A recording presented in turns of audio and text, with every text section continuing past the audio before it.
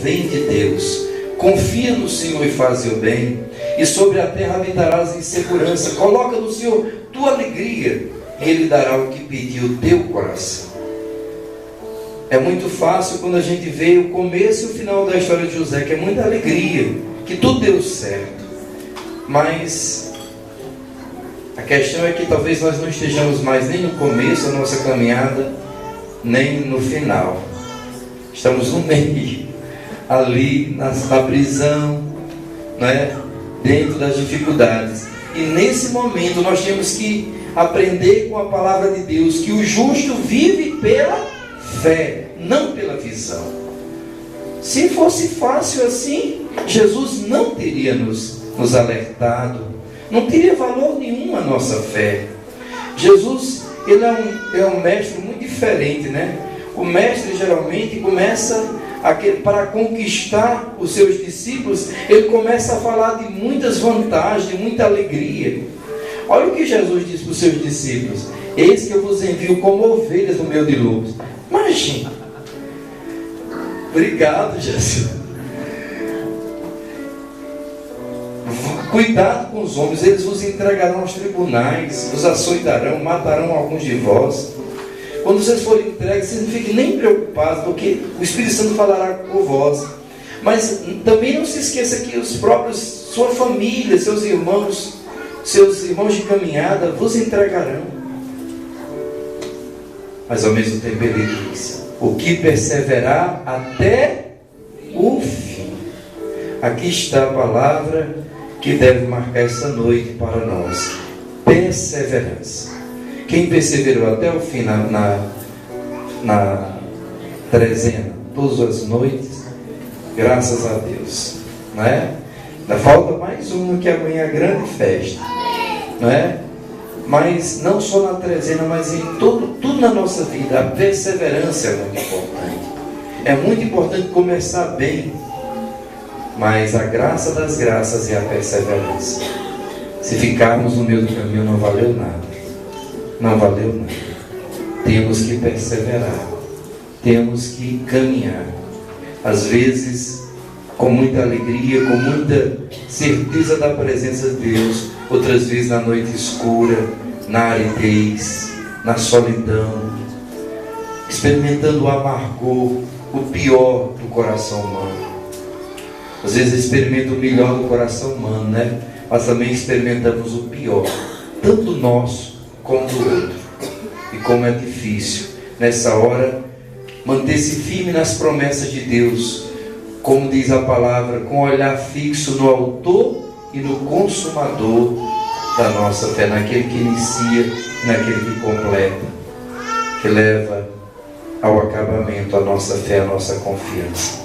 Irmãos, perseveremos, e justamente para que nós possamos perseverar mais e melhor, e justamente porque o Senhor sabe como é difícil passar pela cruz, pelas dificuldades da vida, justamente do alto da cruz, o seu momento mais difícil aqui na terra, Jesus nos deu um grande tesouro. Foi do alto da cruz, quando Ele se consumia de amor por nós, quando Ele experimentava até a ausência do Pai, quando Ele experimentava o pior momento da sua existência humana. Ele então olhou para baixo e viu ela que tinha acompanhado de sua descrição, com seu silêncio, toda a sua vida humana, desde a sua concepção até agora, aquela hora da cruz. E olhando a ela, ele viu perto dela o discípulo amado, ou seja, ele viu cada um de nós. Por isso que não diz lá o evangelista João, o apóstolo João, porque eu e você somos esse discípulo amado. E ele então olhou para ele e disse, primeiro para ela: mulher, eis aí o teu filho. E depois diz para ela: mulher, depois diz para ele: filho, eis aí a tua mãe. E diz que o discípulo, daquele momento em diante, levou-a consigo para a sua casa, para a sua vida, para o seu dia a dia. Meus irmãos, e essa mãe tem ficado conosco, discípulos amados, com a igreja, Hoje é bonito na aparição de Nossa Senhora, na medalha que ela carrega, que ela também pediu que nós usássemos, está lá: Nossa Senhora Rosa Mística, Mãe da Igreja. Ela sim é essa Mãe da Igreja, essa Mãe que nesses 2000 anos de nossa história ela tem nos acompanhado. Quantas vezes, quando estamos passando por um momento mais difícil, como na Segunda Guerra Mundial e logo o pós-guerra, um tempo de muita dificuldade, um tempo de Guerra Fria, como nos anos 60, 70, né? As duas potências do mundo se lutando cada um para ter mais influência sobre o mundo, a União Soviética e os Estados Unidos, e nós ali no meio. Nossa Senhora aparece várias vezes, em 3 períodos. Primeiro em 47, dentro da guerra, depois no ano 66, não mais na igreja de Monte Chiari, mas em Fontanella, e depois ela aparece várias vezes a Pierina. Nós escolhemos 2 dessas aparições, uma no ano 70, quando ela aparece e dá a medalha, e depois 2 aparições dela onde ela fala da força do rosário. São os sacramentais, não são amuletos, mas é uma mãe que vem nos ensinar o caminho da oração, do sacrifício, da penitência. Ela sabe que nós já sabemos tudo isso, porque tudo isso já foi revelado. Não precisava, são revelações particulares. A igreja deixa-nos a liberdade de acreditar ou não, porque tudo já foi revelado na palavra de Deus, pela sagrada tradição, pelo magistério da igreja. Mas Nossa Senhora que vem como uma mãe nos lembrar. Ela não traz nada de novo, mas nos lembra: olha, a oração, olha, anda com o sinal, olha, anda com essa medalha. E cada vez que você olha para aquela medalha, você vai lembrar de mim. Eu sou a vossa mãe, eu sou a mãe da igreja, eu estou convosco. Rezem, meus filhos, rezem de todo o coração.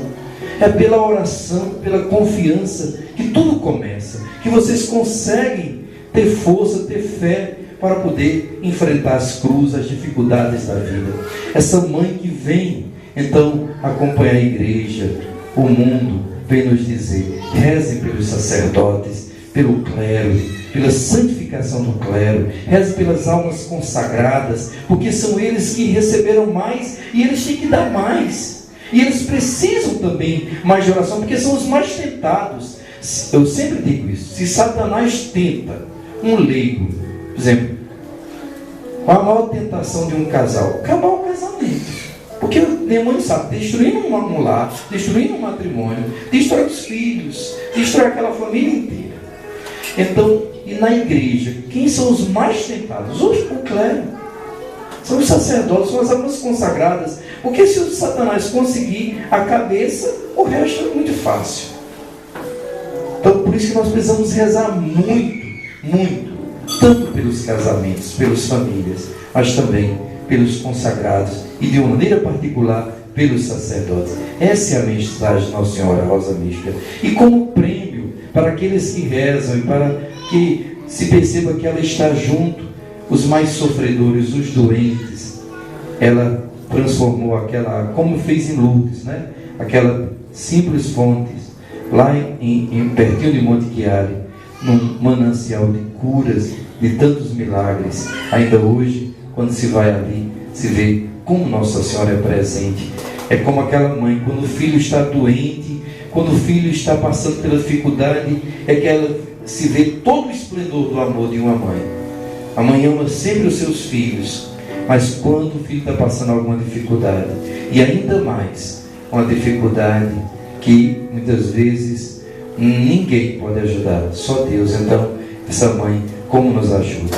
Por isso, confiemos. Hoje, essa 12ª noite, é a noite da colmeia de São Padre Pio, dedicada a São Padre Pio. São Padre Pio também foi esse homem extraordinário, esse sacerdote extremamente mariano, esse homem que também, na mesma Itália, num tempo também de muita guerra, de muita fome, de muita dificuldade, foi uma esperança, foi um consolo, multidões e multidões que iam até São Giovanni Rotondo, lá no sul da Itália, uma cidadezinha do nada. Ainda hoje, São Giovanni Rotondo é uma cidadezinha do nada, mas o mundo todo foi até ali, porque ali existia um verdadeiro franciscano, um frade capuchinho, que dizia: eu sou um frade, um pobre frade, que reza e celebra a Santa Missa.